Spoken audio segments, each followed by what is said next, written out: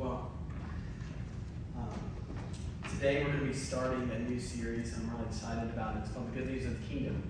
The whole point of the Good News of the Kingdom is just to go over the Sermon on the Mount. It's one of the most popular sermons ever throughout all of human history. We'll get into that in a minute. But the reason I chose The Good News of the Kingdom is because Jesus doesn't label Sermon on the Mount, Sermon on the Mount. It's not what Jesus titles his sermon.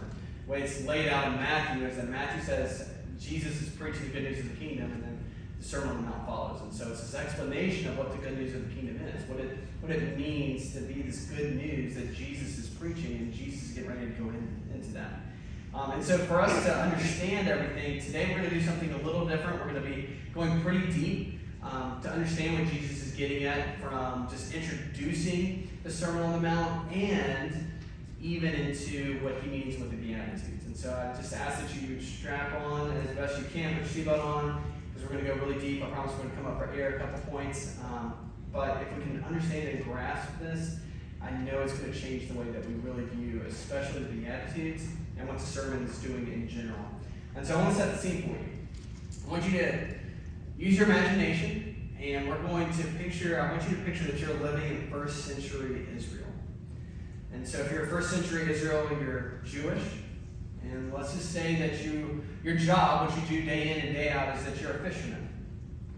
And each morning you're going to wake up real early before the sun gets up. You're going to go to the harbor, and then you're going to spend all day on a boat. And you will come in right as the sun is coming in, or the sun's coming down. And so you're going to work it day in and day out for 6 days. And so on the seventh day is going to be when you go to synagogue. That's going to be your Sabbath rest. And so for 6 days you're working, the seventh day you're going to go to synagogue, and you're going to learn a lot about what it means to be Jewish and what it means for you to place your hope, because right now you're going through a lot.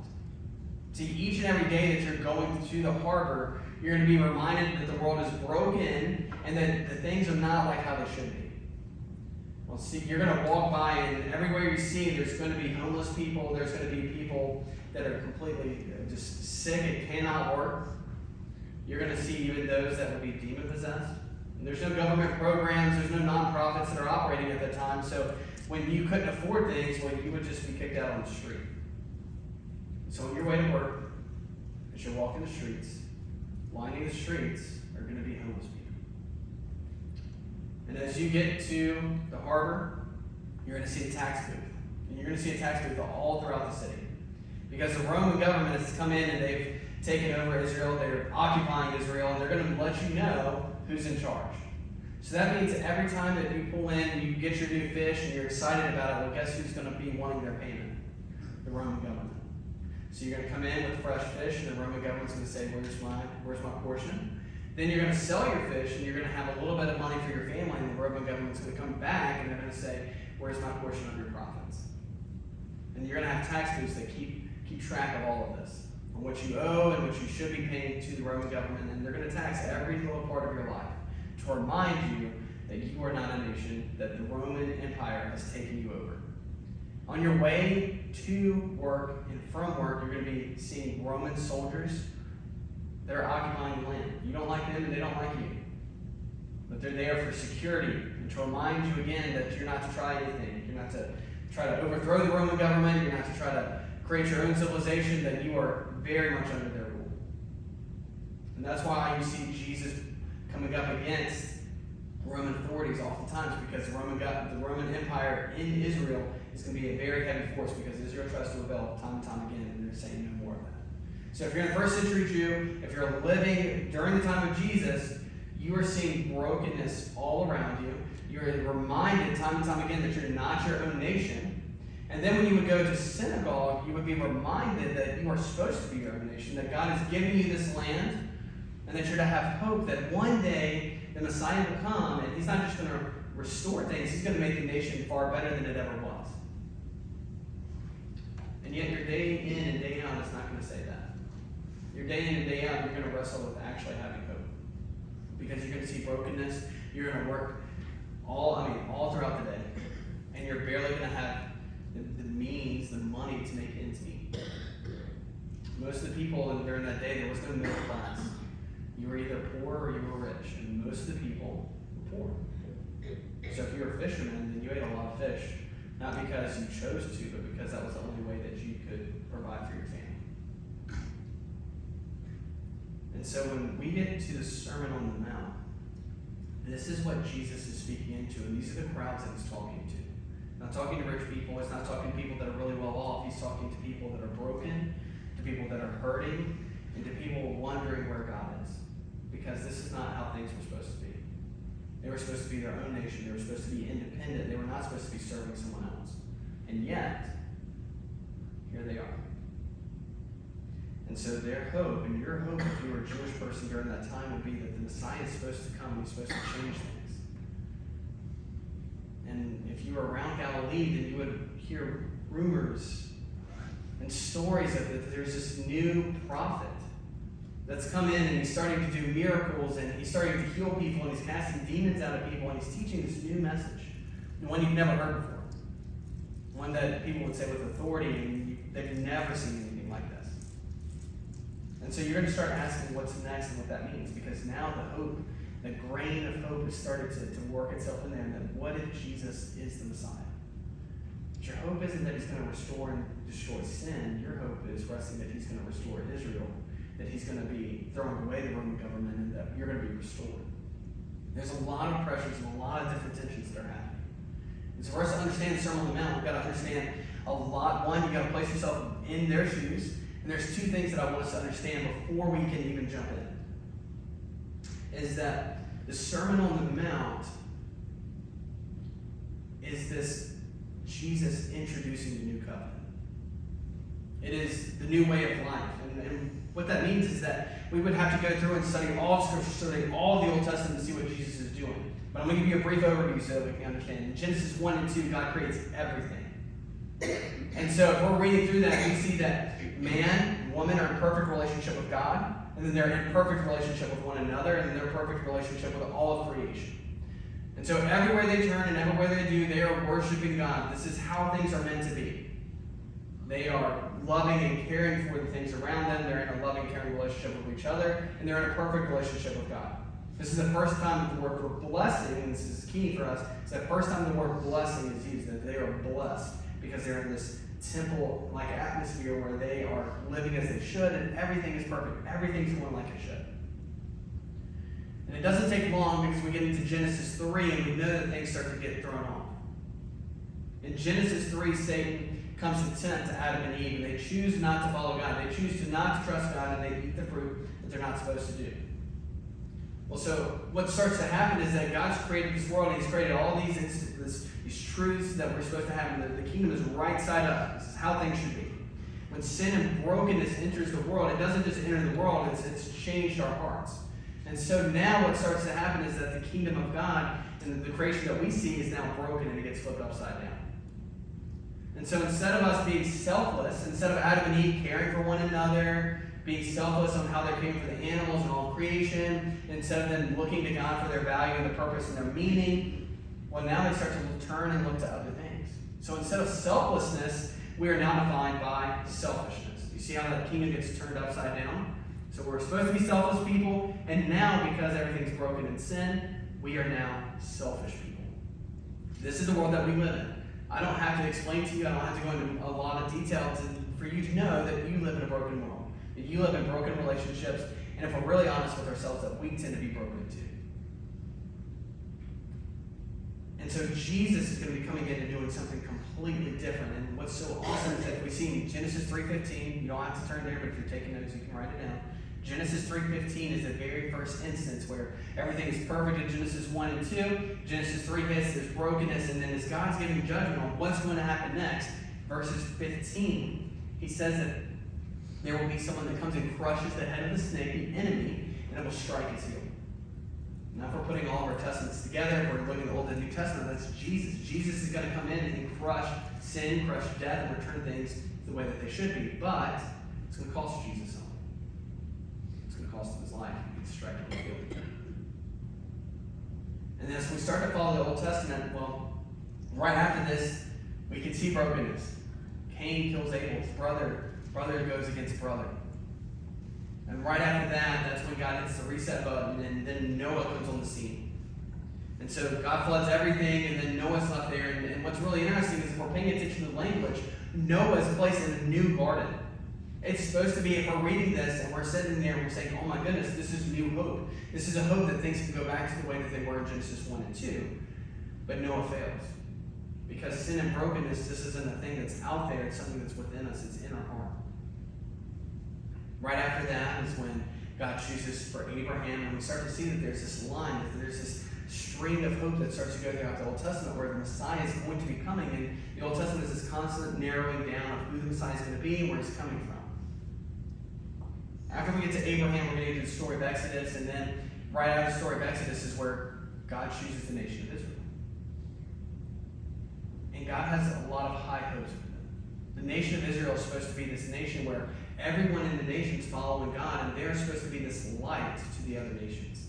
So that when they see how the nation of Israel is different, they're going to say, I want to follow God. That's the whole point of the nation of Israel.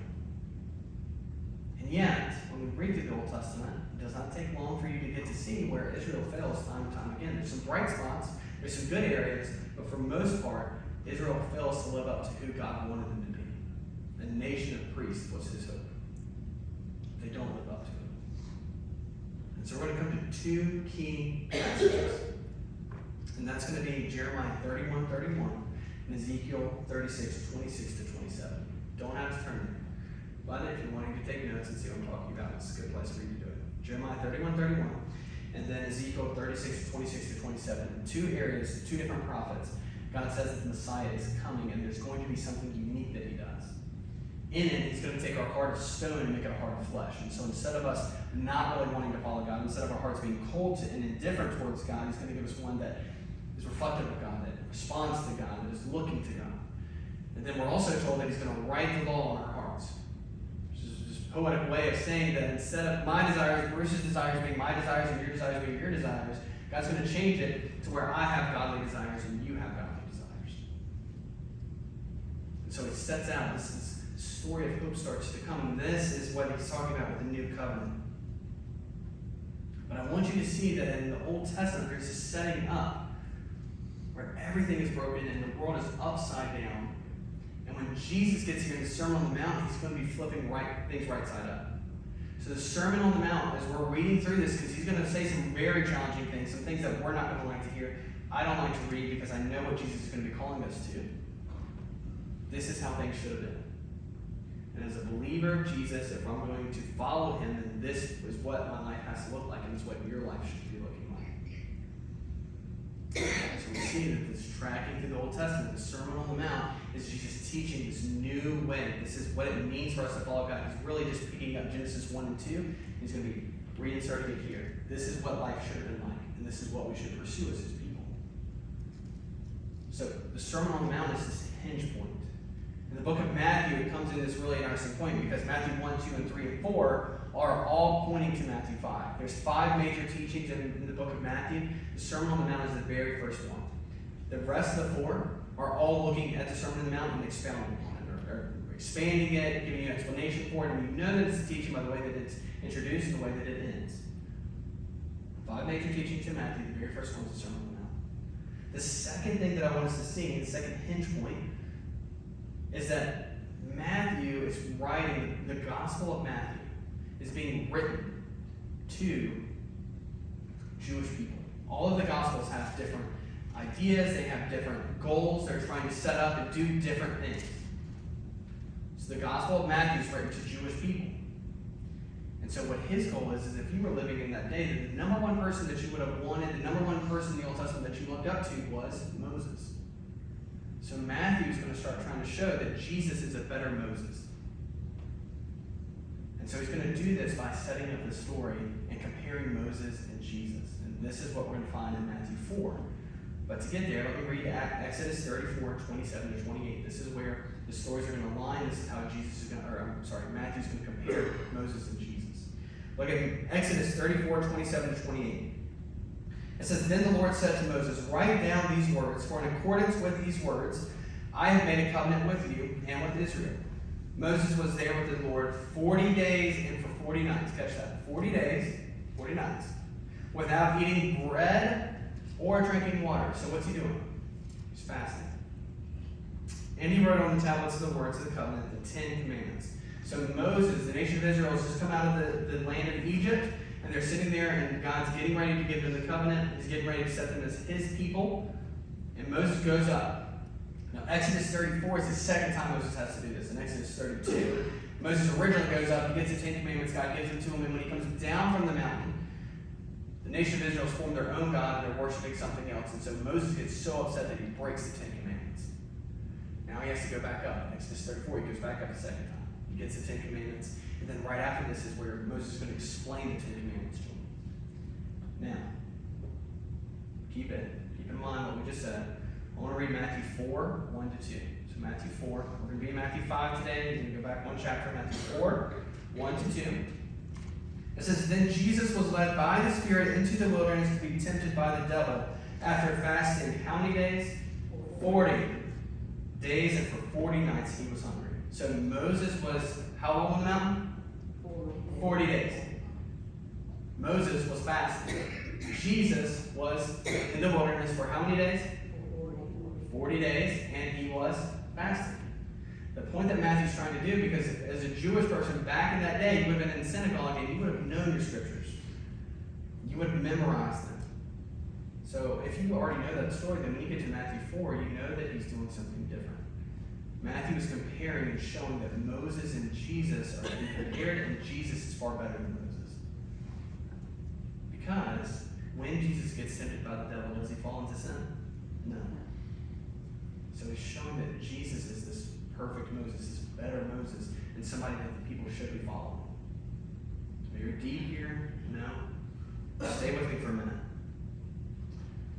And so Moses comes down from the mountain. He has the 10 Commandments. This is how the nation of Israel is supposed to represent God. It's the summation kind of the law, and he's going to teach them. In Matthew 4, Jesus comes down, comes out of the wilderness, 40 days, 40 nights of fasting, very much like Moses, and he's going to teach his people what it means to follow him and to be in the new covenant. So Matthew is holding up these two things, and he's saying, look, Jesus is a better Moses. Look at Matthew 4:23. It says that Jesus went throughout Galilee, teaching in their synagogues, version of church, proclaiming the good news of the kingdom, and healing every disease and sickness among the people. So he's proclaiming the good news of the kingdom, and what our natural question should be is, what is that good news? Matthew's going to say, I'm glad you asked, because he's going to explain it in Matthew 5. It's the Sermon on the Mount. So Matthew's arranged his whole gospel to reflect and to show for the first couple of chapters how Jesus is far better and how the Jewish people should be following Jesus. Are y'all tracking with this? So what we need to be picking up on is that at the very beginning, Sermon on the Mount, is that right now the world is broken and it's in sin. We know we live in brokenness. You are hurting, I'm hurting, there's struggles all around us. And that Jesus in the Sermon on the Mount is going to present the kingdom right side up, how things should have been. And then with Moses, he's going to be showing somebody that's far better. That Jesus is introducing the new covenant, and that really we should be looking at Jeremiah 31 and Ezekiel 36, 26 to 27. It is this idea that Matthew's setting up that something new is happening. That is the point of the Sermon on the Mount. So, what I want us to do is to now actually dive into the Beatitudes. It's an introduction. I know it's a lot. Hang with me because we're going to go a little bit deeper in a minute. Okay? It's a little different than what I normally teach, I know. What we're getting ready to do within Matthew is, I don't know about you, but I, for the longest time, have not liked the Beatitudes. I could not understand it. Because Jesus is going through 9 Beatitudes, and there's 9 blessings. 9 big blessings that Jesus is going to give in Matthew 5. And at Sunday school, we read them today. Thank you, Roger. There's 9 big blessings that he's given. And then what we should be asking is, what does it mean to be blessed? So Jesus is saying, blessed are you that are poor in spirit, for yours is the kingdom of God. Well, Jesus, are you telling me that I need to pursue being poor in spirit, or is that just something that's inherent to me? Like, if I'm poor in spirit, then I'm blessed. See how the definition works 2 different ways? That's what I wrestle with. Well, how do you make these 2 come together? What is Jesus really getting at? And so I want to read Matthew 5, 1 to 3, and then we're going to talk about what it actually means to be blessed and what Jesus is really trying to get at. Matthew 5, 1 to 3, we're jumping into the Sermon on the Mount, the good news of the kingdom. It says, Now when Jesus saw the crowds, he went up on the mountainside and he sat down. His disciples came to him, and he began to teach them. This is what Jesus said. Blessed are the poor in spirit, for theirs is the kingdom of heaven. So before we jump into the Beatitudes, we have to ask, what does it mean to be blessed? What does it mean for Jesus to call us blessed? So now we're going to get real deep. If this doesn't make sense, please come and follow me, or come and ask me, and I'll explain it a little bit more, okay? So, there's 9 blessings. Matthew is written in Greek. Getting real deep. Matthew's written in Greek. So the word for blessing is makarios. You're going to roll your R there, it's makarios. Makarios is the word for blessing, and it's going to say that 9 times. Now, where things get a little tricky is we're going to say, okay, well, what does that mean? What does makarios mean? To do that, we've got to go a little bit deeper. Does anybody know, you want to answer out loud, what Jesus' original language, what would he have been speaking? Jesus wouldn't have spoken Greek. Jewish? Yes, he would have. So the word is Hebrew, but the common tongue of the day is Aramaic. Jesus would have spoken Aramaic. So as he is sitting there in the crowds, Jesus is not speaking Greek because he's talking to poor people. Right? He's talking to those that don't have a lot of money. He's talking about those that don't have a lot of formal education. So he's using the common tongue, which would have been Aramaic. So now, makarios is really a translation of what Jesus is saying. So now here's where we're going to go pretty deep. The Old Testament is written in Hebrew, or Jewish. It's written in Hebrew. And so, we're going to take this back up and go over here. It's written in Hebrew. In that time, they had a Septuagint, they had the Greek translation of the Bible. Because the Jewish people would have been all over the place. Right? They would have been in Rome, they would have been outside of Israel. And so the Greek language was something that they would have all been able to know to some degree. So Septuagint comes in. And we have the Hebrew, and so we can compare our words and really understand what makarios really means. In Hebrew, the word for blessing that we typically think of is baruch. Baruch is not what the word is normally translated. It is here. In the Septuagint, makarios always means ashrei. It's 2 different words. I know I'm going really deep. I know. Okay, so Matthew, Jesus says makarios. We would think that word means baruch in Old Testament Hebrew. It's not what it means. It means ashrei. And ashrei has a different meaning. Ashrei is a word that's used 45 times in the Old Testament. It's 26 times in the book of Psalms and 8 times in the book of Proverbs. Because it's so heavy there, we would use this word as a wisdom word. Now here I'm going to come up for a little bit of breath of air. Okay, so I'm coming out from being so deep. All right? So, ashrei, we're only going to focus on this word. Ashrei, because this is the word that Jesus really would have used. Ashrei means it is when you and I are talking and we look at someone else's life and we say that they have a good life, and we've got to find a principle for that. And so I would say that person is ashrei because they have a good life. And then I'm going to give you, it's a framework, I'm going to give it to you for you to be able to chew on, for you to think about. So you're going to look at somebody's life, it's something that you want to emulate in your life, copy in your life, and you're going to say, man, that person is ashrei. For me, I would maybe say that you are ashrei when you have a good and healthy family, right? You are ashrei, you are blessed. It's a different meaning of blessing. Does that make sense? It's a happiness, it's a good life, it's fulfillment. Ashrei means fulfillment. So, go back in a little bit deeper, and I'll flesh this out for you, okay? In the 2nd century BC, we have writings, this is about 150 to 200 years before Jesus, of Jewish people using the word ashrei. Okay, here we go. Jewish scribe, his name is, the book is called The Wisdom of Ben Sira. You can Google it, it's a real book, Wisdom of Ben Sira. Would have been around before Jesus was there. And here's some saying that they would say, right? So they would say, ashrei is the one who rejoices in his children. See how they're taking a principle and they're trying to teach us wisdom. Okay, so what it means for me to have a good life is I got to rejoice in my children. I need to chew about that and think about it and really try to apply that into my life. Ashrei is the one who lives to see the downfall of his enemies. Ashrei is the one who lives with a reasonable wife. I didn't write that one. Okay, I didn't write any of these. Please don't come at me. I'm glad Victoria's not here. Ashrei is the one who does not sin with his tongue. Ashrei is the one who never has to serve an inferior. Pretty interesting. Ashrei is the one who finds friends. Okay, so what Ben Sira is doing is he's trying to convey wisdom to us. If we're reading it, and he's going to say, you need to pursue these things. But he's going to give them in sayings, kind of like a fortune cookie. When you open up your fortune cookie, usually there's a saying there. This is what this means. He's trying to teach us wisdom. In the Dead Sea Scrolls, which are right after Jesus, we see that the word Ashrei is still used. So during Jesus' time, this idea of giving wisdom and framing things is very active. It's before Jesus and it's after Jesus, so we can know in between Jesus, Ashrei is a word used for wisdom. And here's two things that they would have said. Ashrei is the one with a pure heart who does not slander with his tongue. Okay, so it kind of sounds like Proverbs. Ashrei are the ones that adhere to the laws of Torah and do not adhere to the distorted paths. I'm not jumping really deep into these because I'm only trying to give you examples. So, it's a framing word. When you have the word Ashrei, you should start to think and frame on what it means for us to have a good life. Now I'm going to make this real applicable, so we'll come back up for you, okay? Ashrei is a framing word. So, let's make this relevant to you. What would you say it means for you to have a good life? What do you have to have in your life for it to be good? You can give me one, Eli? Jesus and the Holy Spirit. Jesus and the Holy Spirit. So, for Eli, here we go. He would say, Ashrei is the one who has Jesus and the Holy Spirit. Making sense?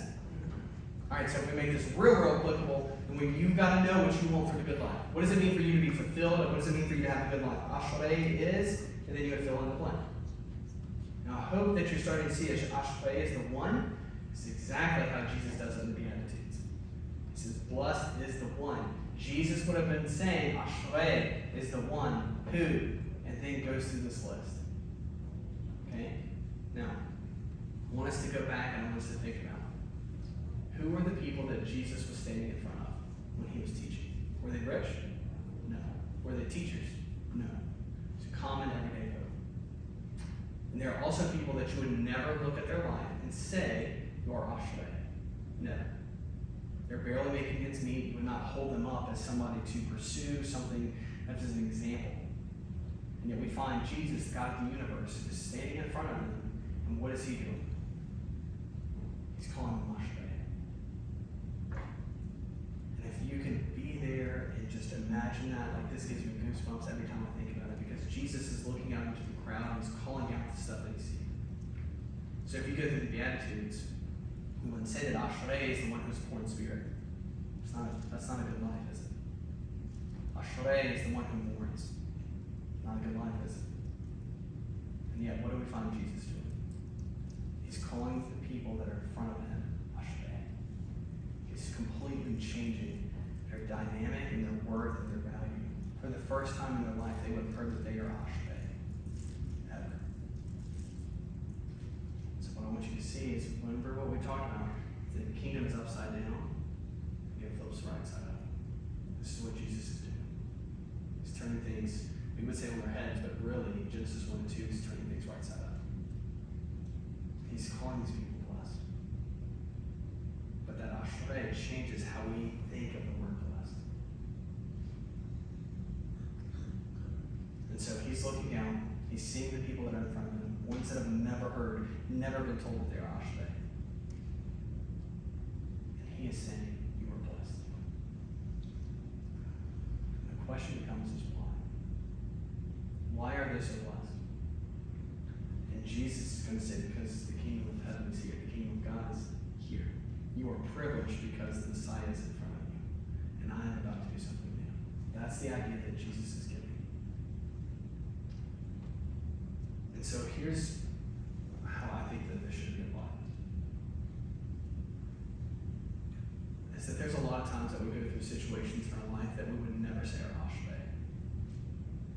There are situations, circumstances, health issues, financial issues that you go through, and you would never once really thank God for going through them.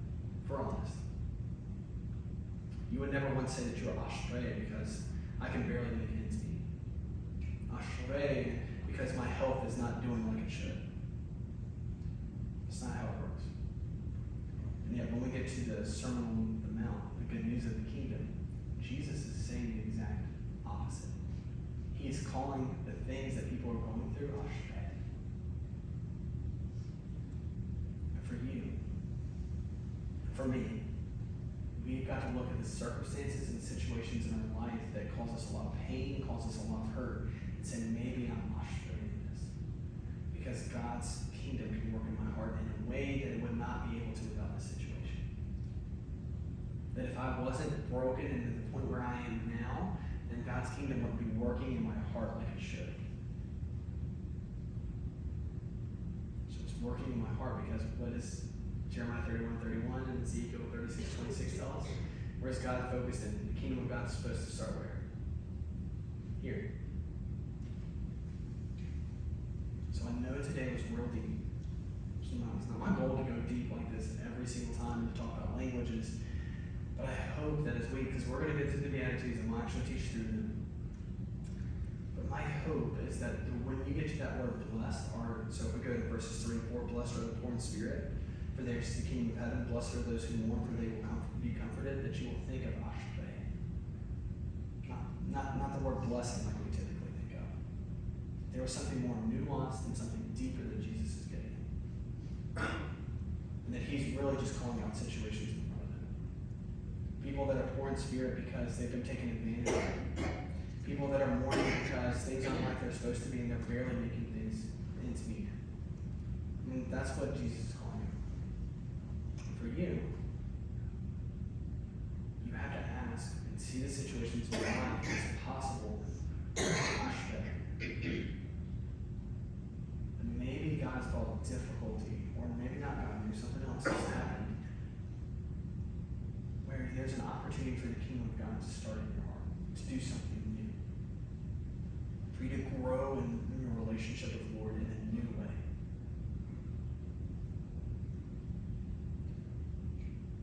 And because I know that I've never grown more comfortable. I can look back at my life, and I'm sure if you take a moment and look back at your life, there's never been a moment where I'm like really comfortable, things are going great, and I look back and I'm like, man, I really learned a lot during that time. When is the times that you learn a lot? It's when you're going through something. And so, you are ashray, because something new is happening. Your heart is open and it's cracked in a new way where the Spirit can come in and do something new within your life. And my encouragement for you is, instead of viewing that as a cursing, to flip it on its head like it maybe could be and be. Instead of a cursing, it's a blessing. And that you've got to trust God. So, what I want to give you some time to do now is I'm going to come down front. It's for you to think about what are the things that you're going through, the situations you're struggling with, the circumstances you wish you could change. And how could you invite God into that? How could you walk with God daily and invite Him into that space in your heart, that struggle, that anger, that frustration, and for Him to do something new? Because that is the point of the Beatitudes. For you, that same principle can be applied. Where can you invite God into your struggles and the things that you really don't even want to talk to God about? That if Jesus was in front of you, what if He called you ashray for the very thing that you hate? The very thing you wish God would change? Let me pray for you. Jesus, God, I pray for everyone here. Lord, that we would look at our lives and situations and circumstances that we are facing and that we are going through. And Lord, I know that I get frustrated and I get angry when I have to go through things I don't want to. Lord, I am sure that they do too.